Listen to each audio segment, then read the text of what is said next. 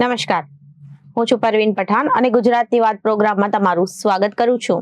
આજે આપણે આપણા આ પ્રોગ્રામમાં જાણીશું કે આપણા ગુજરાત રાજ્યમાં દિવસ દરમિયાન કઈ કઈ ઘટનાઓ બની છે અને કેવી રીતે બની છે. કયો છે સોશિયલ મીડિયાનો હોટ ટોપિક મુદ્દો, તે સમગ્ર જાણકારી વિસ્તારપૂર્વક આપણા આજના આ પ્રોગ્રામમાં આપણે નિહાળીશું. તો ચાલો જાણીએ અને નજર કરીએ શરૂઆતના મુખ્યના વિશેષ સમાચારો પર. આફ્રિકામાં એક માસથી ગુજરાતી યુવક બંધક બન્યો. રાજકોટનો યુવાન જુગારમાં રૂપિયા હારતા કંપનીમાં ચોરી કરી. માલિકે બંદી બનાવી પરિવારને વિડીયો કોલ કરી 20 લાખ માંગ્યા. તો બીજી બાજુ અઠવાડિયામાં વાંદરાઓના 3 લોકો પર મોટા હુમલા. વસ્ત્રાલમાં બાળક કિશોરી અને હવે એક યુવક પર હુમલો કર્યો. પાછળથી આવીને પગમાં બચકું ભરી લોચો કાઢી લીધો અને બીજી તરફ કોબરસેલની ખાણમાં ગેસ ગણતરથી 3ના મોત. સુરેન્દ્રનગરમાં વધુ એકવાર ગેરકાયદેસર ખાણ મોતની ખાણ સાબિત થઈ. છેલ્લા 6 મહિનામાં 3 ઘટનામાં 9 લોકોના મોત. તો બીજી બાજુ એફઆરસીની ભૂમિકા શંકાસ્પદ હોવાના આક્ષેપો. ખાનગી સ્કૂલોમાં કોલેજોમાં ફી વધારો રોકવા માટે એફઆરસી નિષ્ફળ. સરકારે ફી બાબતે રાહત આપવી જોઈએ. આપ અને બીજી જગ્યાએ દિગ્ગજ નેતાની ભાવભીની વિદાય. માંજલપુરના કોંગ્રેસ નેતા ચિરાગ ઝવેરીના 8મા દિવસે અંતિમ સંસ્કાર કરવામાં આવ્યા. મોટી સંખ્યામાં રાજકીય આગેવાનો સહિત લોકો જોડાયા.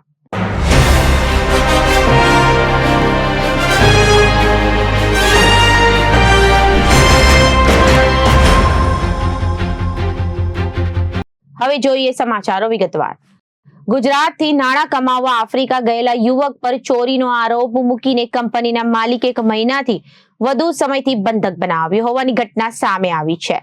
કંપનીના માલિકે યુવકના પરિવારને વિડીયો કોલ કરીને જુગારમાં હારી ગયેલા $8,000 આપવાની માંગ કરી હતી, જેને પગલે પરિવારે ભારતીય કરન્સી મુજબ રૂપિયા 6.80 લાખ આપવા તૈયારી દર્શાવી હતી. જો કે હવે કંપની માલિક દ્વારા પરિવાર પાસેથી $22,500 એટલે કે રૂપિયા 20 લાખની માંગ કરવામાં આવી રહી છે. ભોગ બનનાર યુવકના પરિવાર સાથે કંપનીના માલિકે વિડીયો કોલમાં કરેલી વાતચીતના વિડીયો પણ સામે આવ્યા છે. યુવકનો પરિવાર રાજકોટમાં આવાસ યોજનાના ક્વાર્ટરમાં રહે છે અને આટલી રકમ આપવા સક્ષમ નથી. યુવકના પિતા ઘણા સમયથી પરિવારથી અલગ રહે છે. અહીં માત્ર તેનો ભાઈ અને માતા રહે છે. ઘરમાં ખાસ કોઈ સગવડ પણ નથી, જેને લઈને પરિવારને ઇન્ડિયન એમ્બેસી, વિદેશ મંત્રી, મુખ્યમંત્રી સહિતના પાસેથી ઈમેલનો મારફતે પત્ર લખીને મદદ માંગી છે. રાજકોટના વાવડી વિસ્તારમાં રહેતો જય દિનેશભાઈ કોરિયા 2 વર્ષ પૂર્વે આફ્રિકા ગયો હતો, જ્યાં 2 વર્ષે એક કંપનીમાં નોકરી કર્યા બાદ તેને કોન્ટ્રાક્ટ પૂરો થઈ જતા મૂળ રાજકોટના લોધિકાના વતની મેહુલ ગોહેલની આફ્રિકાના કોંગોના કિન્સાસા ખાતે આવેલી બોરવેલની કંપનીમાં એકાઉન્ટન્ટ તરીકે નોકરીએ લાગ્યો હતો, જ્યાં તે કંપનીના તમામ આર્થિક વહીવટ સાંભળતો હતો અને તે દરમિયાન કંપનીના હિસાબના $8,000 એટલે કે રૂપિયા 6.80 લાખનો હિસાબ નહીં મળતા રકમ જય કોરિયાએ ચોરી કર્યાનો આરોપ લગાવી ગત તારીખ 3/6/2024ના રોજ તેને કંપનીના માલિકે બંધક બનાવી એક રૂમમાં પૂરી દીધો હતો. જયને બંધક બનાવ્યા બાદ આ રકમ ભારતીય ચલણ મુજબ રૂપિયા 6.80 લાખ થતી હોવાથી તે રકમ ચૂકવવા માટે પરિવારજનોને જયે વિડીયો કોલથી સંપર્ક કર્યો હતો, જેમાં પરિવારજનોએ આ રકમ ચૂકવવા માટે તૈયાર હતા. તેમજ કંપનીના માલિક મેહુલ ગોહેલ સાથે આ બાબતે વાતચીત પણ કરી હતી, પરંતુ કંપનીના માલિકે હવે રૂપિયા 6.80 લાખના બદલે રૂપિયા 22.50 લાખ ચૂકવવા પડશે તેવું જણાવતા જયના માતા અને તેના નાના ભાઈએ અવાચક બની ગયા હતા.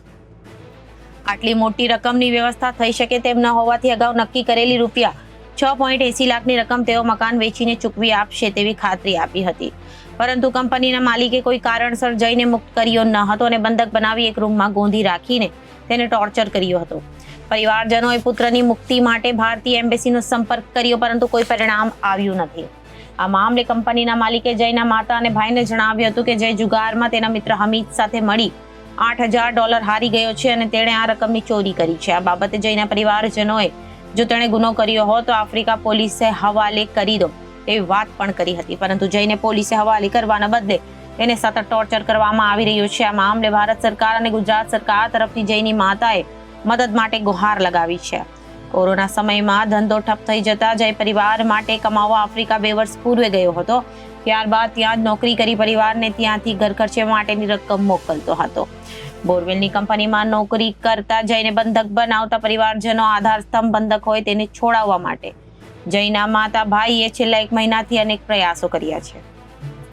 ભારતીય એમ્બેસીનો પણ સંપર્ક કર્યો હતો. એમ્બેસી દ્વારા તપાસ કરીને જવાબ આપશે તેવું કહેવાય હતું. જો કે બાદમાં આ મામલે કોઈ પ્રત્યુત્તર આવ્યો ન હતો. હાલ તેની હાલત શું છે તેની સામે કોઈ પોલીસ ફરિયાદ થઈ શકે કે કેમ તે અંગે કોઈ સ્પષ્ટતા પણ કરવામાં આવી નથી.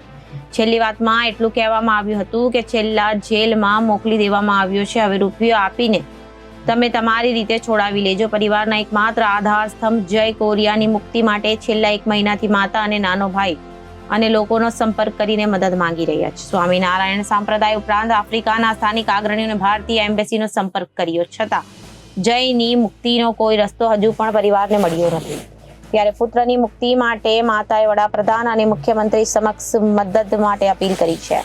તેમજ આ બાબતે કોંગ્રેસના નેતા શક્તિસિંહ ગોહિલનો પણ સંપર્ક કર્યો હતો અને પુત્રની મુક્તિ થાય તે માટેની અપીલ કરી હતી. અમદાવાદના પૂર્વ વિસ્તારમાં રિંગ રોડ પર વસ્ત્રાલના અને રામોલના વાંદરાઓના ત્રાસના કારણે લોકો ભયમાં જીવી રહ્યા છે. ગત બુધવાર વસ્ત્રાલના શ્રીધર સ્પર સોસાયટીમાં 15 વર્ષના કિશોરને પગમાં બચકું ભર્યું હતું. ગુરુવારે શ્રીધર પેરેડાઇઝ ફ્લેટના પાર્કિંગમાં કિશોરીને વાંદરાએ પાછળથી આવીને પગે બચકું ભરી લીધું હતું. ત્યારે સાંજે સવારે ફરી વસ્ત્રાલના ગ્રાન્ડ વિશાલા એસ્ટેટમાં વાંદરાએ એક યુવક પર હુમલો કરીને પગમાંથી લોચો બહાર કાઢી દીધો હતો. જોકે બનતે જાતા ઘટના લઈ વન વિભાગ અત્યાર સુધી 10 વાંદરાને પકડી પાડ્યા છે. પરંતુ હાલ તો વાંદરાઓના વધતા ત્રાસના કારણે હજારો લોકો ભયમાં જીવી રહ્યા છે. આ ઉપરાંત જ્યારે વસ્ત્રાલમાં પહોંચી ત્યારે સ્થાનિકોએ નારા લગાવ્યા હતા કે વાનરો ભગાવો, વસ્ત્રાલને બચાવો. વસ્ત્રાલના ગ્રાન્ડ વિશાલા એસ્ટેટમાં અલ્પેશ પટેલનું કારખાનું આવેલું છે, જેમાં ઓરિસ્સાનો રહેવાસી અલોક બહેરા નામનો યુવક કારીગર તરીકે નોકરી કરે છે. વહેલી સવારે 6:30 વાગ્યાની આસપાસ અલોક એસ્ટેટમાં રૂમમાંથી નીચે ઉતરીને બાથરૂમ જવા માટે નીકળ્યો હતો. ત્યારે પાછળથી અચાનક જ વાંદરો આવી ગયો. પગના ભાગે કરડ્યો હતો. પગના ભાગે બચકું ભરતા માંસનો લોચો બહાર દેખાતો હતો. ગંભીર રીતે ઇજાગ્રસ્ત તેમજ આસપાસના લોકો તાત્કાલિક અને ખાનગી હોસ્પિટલમાં લઈ ગયા હતા, જ્યાં તેને 17 ટાંકા લેવાની જરૂર પડી હતી. અલ્પેશ પટેલે જણાવ્યું હતું કે મારો કારીગર સવારે બાથરૂમ જવા માટે નીકળ્યો હતો ત્યારે તેને વાંદરાએ હુમલો કરી ઈજાગ્રસ્ત કર્યો હતો. સવારે મારા કારખાનાની આગળની લાઈનમાં જ આ એક યુવક પાછળ વાંદરો પડ્યો હતો, પરંતુ યુવક દોડીને અંદર જઈ શટર બંધ કરી દીધું હતું, તેથી તે બચી ગયો હતો. ત્યારબાદ મારા કારખાના તરફ આવ્યો હતો અને હુમલો કરી પગના ભાગે બચકું ભરી લીધું. 11 જુલાઈના રોજ બપોરના સમયે વસ્ત્રાલની શ્રીધર પેરેડાઇઝ નામના ફ્લેટમાં કિશોરી ચાલતી હતી ત્યારે અચાનક જ પાછળથી એક વાંદરો આવીને બાળકીના પગમાં બચકું ભર્યું હતું. તે નીચે પડી ગઈ હતી, રડવા લાગી હતી. તે ખૂબ રડી હતી. ત્યાંથી તે ઊભી થઈને ભાગવા લાગી હતી. તેને સારવાર માટે ખાનગી હોસ્પિટલમાં ખસેડવી પડી હતી. આ ઘટના સીસીટીવીમાં લાગેલા કેમેરામાં કેદ થઈ છે. 9 જુલાઈના રોજ સાંજે વસ્ત્રાલની શ્રીધર સ્પર્શ નામની સોસાયટીમાં બાળકો રમી રહ્યા હતા ત્યારે અચાનક જ એક વાંદરો આવ્યો અને જેને જોઈને બાળકો ડરીને ભાગવા લાગ્યા. 15 વર્ષનો એક કિશોર ભાગ્યો. તેની પાછળ એક વાંદરો પડી ગયો હતો. બાળક પડી જતા તેના પગે બચકું ભરીને માંસનો લોચો કાઢી નાખ્યો હતો. કિશોર પર કરેલા હુમલાની સમગ્ર ઘટના સીસીટીવી કેમેરામાં કેદ થઈ ગઈ હતી. વાનર ભગાવો, વસ્ત્રાલને બચાવો, આ સૂત્રોચ્ચાર વસ્ત્રાલમાં રહેતા સ્થાનિકોના છે. જ્યારે વાનરના આતંક વિશેનો રિપોર્ટ કરવા વસ્ત્રાલ પહોંચે ત્યારે સ્થાનિકોએ એકત્ર થઈ આવા નારા લગાવ્યા. સ્થાનિકોએ બનાવેલી ટીમના સભ્ય અતુલભાઈએ કહ્યું, રેસ્ક્યુ ટીમ અત્યાર સુધી જે વાનર પકડ્યા એ ભૂલથી સામાન્ય વાનર પકડાયા છે. દર વખતે તંત્રના હાથમાંથી માનવભક્ષી વાનર છટકી જાય છે. ધ્રુવી પર થયેલા હુમલા દરમિયાન પણ તે ત્યાં જ હતા. તે વાનર સુધી પહોંચે પહેલા વાનર તેને કરડીને નાસી ગયો. અતુલભાઈએ તેમના મિત્રોને મળીને ધ્રુવીને તત્કાલ હોસ્પિટલ ખસેડી હતી. નરેન્દ્રભાઈએ કહ્યું હતું કે અમે 20 દિવસથી આ રીતે હેરાન થઈ રહ્યા છે. દિવસે કામ ધંધા પડતો મૂકીને બાળકોને શાળા અને ટ્યુશને લેવા મૂકવા જવું પડે છે. તંત્ર વાનરને પકડ્યા પછી અમારી પાસે ખરાઈ પણ કરતા નથી. આ માનવભક્ષી જ વાનર છે કે નહીં? અમારો વિસ્તાર રિંગ રોડને પહેલે પાર આવેલો હોવાથી દરેક પ્રશ્નના નિરાકરણ માટે અમારે વધુ હેરાન થવું પડે છે. અમારું કોઈ સાંભળતું નથી પણ નથી. હાલ તો પરિસ્થિતિ એવી છે કે તંત્રનું કામ અમારે કરવું પડી રહ્યું છે. તંત્રની ટીમે અમે બોલાવીએ ત્યારે થોડો સમય માટે આવે છે, પછી જતા રહે છે. તેઓ સવારે 10 વાગ્યા પહેલા આવતા નથી તો સવારે 10 વાગ્યા પહેલા શું અમારે રામ ભરોસે રહેવાનું? અમે હાલ સ્કૂલોમાં અલ્ટિમેટમ આપ્યું છે, વાનરને પકડવામાં નહીં આવે તો અમે બાળકોને સ્કૂલે મોકલવાનું બંધ કરી દઈશું. આમ કરીને અમે સ્કૂલો દ્વારા સરકાર પર પ્રેશર બનાવવાનું વિચારી રહ્યા છીએ. સ્થાનિક નેતાઓને પણ રજૂઆત કરી છે, પરંતુ તેઓ કોઈ ધ્યાન આપતા નથી. જ્યારે કોઈ મોટો નેતા કાર્યક્રમ હોય ત્યારે તો નાનામાં નાના કબૂતરને પણ પકડી લેવામાં આવે છે. તો સામાન્ય જનતાને રક્ષણ માટે વાનરને કેમ નથી પકડી શકાતો? ઉલ્લેખનીય છે કે વસ્ત્રાલના કર્ણાવતી, ગ્રાન્ડ, વિશાલા, શ્રીધર, પેરેડાઇઝ સહિતના વિસ્તારમાં રોજ બરોજ વાંદરાઓના ટોળા જોવા મળે છે. 2 દિવસ પહેલા પણ વાંદરાઓનું ટોળું સાંજના સમયે સ્ટેટમાં હતું. છેલ્લા 15 દિવસમાં 10 થી વધુ લોકો વાંદરાના હુમલામાં ભોગ બન્યા છે, જેમાં તમામ લોકોને પગના ભાગે ઈજા કરી છે. પગના નીચેના ભાગ પર કરડે છે. દરેક વખતે વાંદરાએ પાછળથી હુમલો કર્યો છે. જો વાંદરાને જોઈને લોકો ભાગે છે, તેમને પાછળ પડી અને કરડવા લાગે છે. જોકે વન વિભાગની ટીમ દ્વારા છેલ્લા 3 દિવસમાં 10 વાંદરા પકડાયા છે. પરંતુ હાલ તો વસ્ત્રાલના વિસ્તારમાં વાંદરાઓને વધતા ત્રાસને કારણે લોકો ડરીને બહાર જતા નથી. જો વાંદરો જોઈ જાય તો હમણાં કરડવા દોડશે તેવા ભયમાં 50,000 થી વધુ લોકો જીવી રહ્યા છે. શહેરમાં છેલ્લા 15 દિવસથી વસ્ત્રાલના અને રામોલના નાગરિકો વાંદરાના આતંકથી હેરાન પરેશાન થઈ ગયા છે. વસ્ત્રાલના અને રામોલ વિસ્તારમાં આવેલી 100 થી વધુ સોસાયટીઓ એસ્ટેટના નાગરિકો ભયમાં જીવી રહ્યા છે. ગમે ત્યાંથી ગમે તે સમયે વાંદરો આવી જાય અને હુમલો કરી દે તેવી ભયની સ્થિતિ વસ્ત્રાલ વિસ્તારમાં ઊભી થઈ છે. લોકો હવે ઘરની બહાર નીકળતા પણ 4 વખત વિચાર કરે છે. વાંદરાઓના આતંકના કારણે વસ્ત્રાલના રમોલ વિસ્તારમાં રહીશો નાના બાળકોને બહાર નીચે રમવા માટે પણ મોકલતા નથી. વન વિભાગ દ્વારા 3 વાંદરા અત્યાર સુધીમાં પકડી લેવામાં આવ્યા છે, પરંતુ હજી પણ વાંદરાનો આતંક યથાવત છે. વાંદરાના હુમલા બાદ જ્યાં સુધી ડોક્ટર પાસે ન પહોંચે ત્યાં સુધી શરીરના જે ભાગે હુમલો થયો હોય એ ભાગને સતત સાબુથી ધોતા રહેવું જોઈએ અથવા સાબુના પાણીનો મારો કરવો જોઈએ. આમ કરવાથી તેના મોઢાના સલાઈવા ઘાવ પરથી દૂર થાય છે, જેથી સલાઈવામાં રહેલા વાયરસ તમારા શરીરથી દૂર થઈ જાય છે. ઇન્ફેક્શન લાગવાની શક્યતા ઓછી થાય છે. ડોક્ટર પાસેથી ઇલાજ કરાવ્યા બાદ 2 રસી લેવી પણ જરૂરી છે. વાનરના હુમલા બાદ હડકવાની અને ધનુની રસી અચૂક લેવી જોઈએ. જોકે વાનરના ત્રાસની આ પહેલી ઘટના નથી. આ પહેલા પણ દેશના વિવિધ ભાગોમાં વાનરના ત્રાસથી અનેક કિસ્સાઓ સામે આવી ચૂક્યા છે. એનાથી બચવા અનેક વિચિત્ર નુસ્ખાઓ પણ સામે આવતા હોય છે. ખાસ તો કેટલા દિવસથી આપ વસ્ત્રાલ વિસ્તારમાં કામગીરી કરી રહ્યા છો? કેટલા વાનર પકડવામાં આવ્યા છે અને શું મુશ્કેલી પડી રહી છે? અત્યાર સુધીમાં અમે ટોટલ 9 વાંદરાઓને રેસ્ક્યુ કર્યા છે અને અમે 8 થી 10 દિવસથી અમારું આ કામ અમારી ટીમ કરી રહી છે, વાંદરાઓને રેસ્ક્યુ કરવાનું. તો અને અત્યાર સુધીમાં 9 અમે લોકોએ રેસ્ક્યુ કર્યું છે. ઓકે, શું મુશ્કેલી પડી રહી છે? મુશ્કેલીઓ પબ્લિકનું અમારે થોડુંક એ રહ્યું છે. પબ્લિકનું અમને સપોર્ટ નહોતું મળ્યું. અમે લોકો જ્યારે અમારી ટીમ વાંદરાઓને રેસ્ક્યુ કરવા માટે એમને પકડવા માટે જતા હતા ત્યારે પબ્લિક અમને એમના ઘરમાં એન્ટર થવામાં એમને પ્રોબ્લેમ આવતું હતું. પછી અમે એમને કહેતા હતા કે તમે લોકો તમારા ઘરમાં રહો, જેથી એ તમારા પર અટેક ના કરે. બિકોઝ એને બી એવું છે કે આ લોકો હવે મારી ઉપર આવી રહ્યા છે તો એ એના બચાવ માટે ભાગે છે, તો એક્સિડેન્ટલ બી અગર મનુષ્ય સામે આવી જાય તો એને બાઇટ કરી શકે છે. તો પબ્લિક એ વસ્તુ માનતી નથી, એમનું સપોર્ટ નહોતું. પછી ફટાકડા ફોડે, લાકડીઓ લઈને એમને દોડે, એમને કેળા ખવડાવે ને આવું બધી વસ્તુ એક્ટિવિટી, જેના લીધે અમને થોડુંક રેસ્ક્યુમાં કરવામાં પ્રોબ્લેમ આવી. સુરેન્દ્રનગર જિલ્લામાં કોબરસેલની ગેરકાયદે ધમધમતી ખાણ વધુ એકવાર મજૂરો માટે મોતની ખાણ સાબિત થઈ છે. મૂળી તાલુકાના ભેટ ગામે કોબરસેલ કાઢવા માટે ગેરકાયદે ખોદકામ કરી કોઈ સેફટી વગર મજૂરોને ઉતારતા 3 મજૂરોને ગુંગળાઈને જવાથી મોત નીપજ્યા છે. છેલ્લા 6 મહિનામાં સુરેન્દ્રનગર જિલ્લામાં ગેરકાયદેસર ખાણમાં 9 મજૂરોના મોત નીપજ્યા હોવા છતાં ખનીજ માફિયાઓને કોઈનો ડર જ ન હોય તેવી રીતે બેરોકટોક ખનીજ ચોરી ચાલતી હોય અને તંત્રની કામગીરી સામે પણ સવાલો ઉઠ્યા છે. પોલીસે આ મામલે 4 લોકો સામે ફરિયાદ નોંધી વધુ તપાસ હાથ ધરી છે. મૂળીના ભેટ ગામમાં સરકારી ખરાબમાં કોબરસેલ કાઢવા માટે ગેરકાયદેસર ખોદવામાં આવી રહી હતી, જેમાં લક્ષ્મણ ઢબાઈ, વિરમ કેરાડિયા અને ખોડાભાઈ મકવાણા નામના 3 મજૂરોને ખાણમાં ઉતારવામાં આવ્યા. 3 યુવકો 300 ફૂટ ઊંડે કામ કરી રહ્યા. જ્યારે કેસ વળતર થતા 3 ગુંગળાઈ જવાથી મોત નીપજ્યા હતા. આરોપીઓ ખાણમાં ખોદકામ કરતી સમયે મજૂરોને કોઈ સેફટીના સાધનો આપ્યા વગર અંદર જ ઉતર્યા હોવાનું સામે આવ્યું છે. મૂળીના ભેટ ગામની સીમમાં સરકારી ખરાબામાં ખનીજ વિભાગ દ્વારા બુરી દેવાયેલા ખાડાને ફરી દેવામાં આવ્યા છે.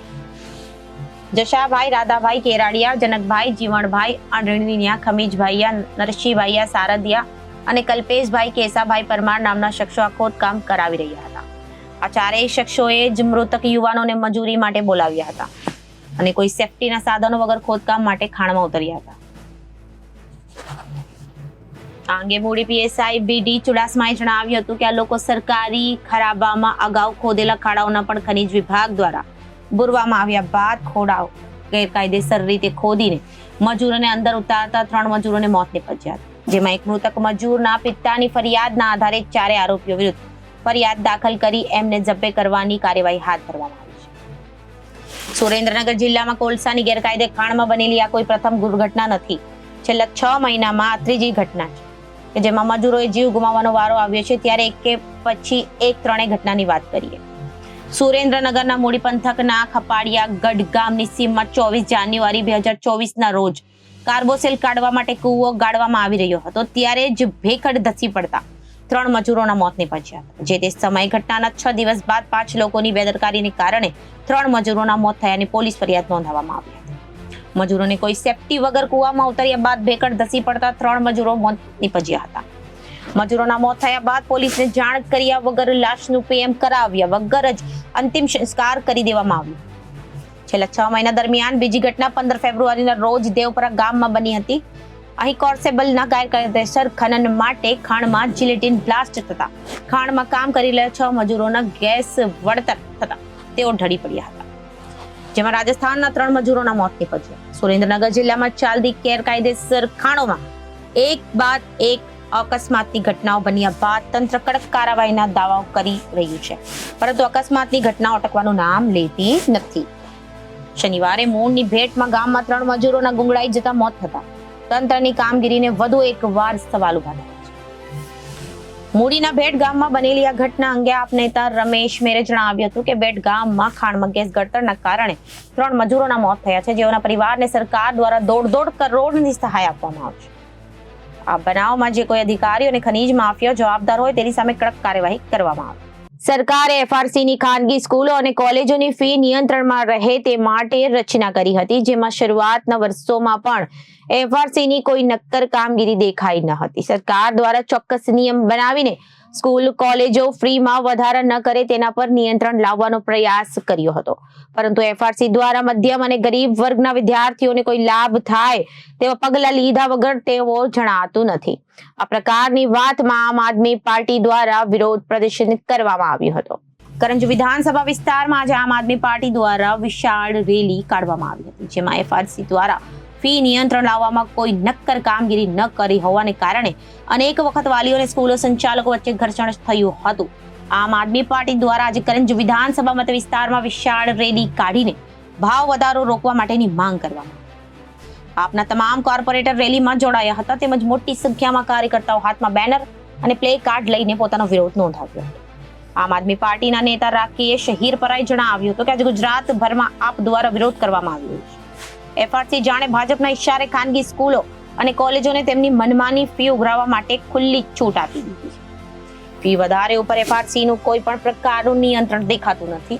તાજેતરમાં જ મેડિકલ કોલેજમાં વિદ્યાર્થી દીઠ 10 લાખ રૂપિયા સુધીનો વધારો કરવામાં આવ્યો છે, જેની સામે સરકારી સ્કૂલો અને કોલેજો ખુલી રહ્યા નથી. સરકારી મેડિકલ કોલેજ પણ ખુલ્લી રહી નથી, જેના કારણે મધ્યમ અને ગરીબ વર્ગના બાળકોને ડોક્ટર બનવાના સપના ઉપર જાણે પાણી ફરી વળ્યું. સરકારે જે ઉદ્દેશ્ય સાથે એફઆરસીની શરૂ કરી હતી તે ઉદ્દેશ્ય પણ પૂર્ણ થયું નહીં અને ગરીબ મધ્યમ વર્ગના વાલીઓ સતત લૂંટાઈ રહ્યા છે, છતાં પણ સરકાર તેને ગંભીરતાથી લેતી નથી.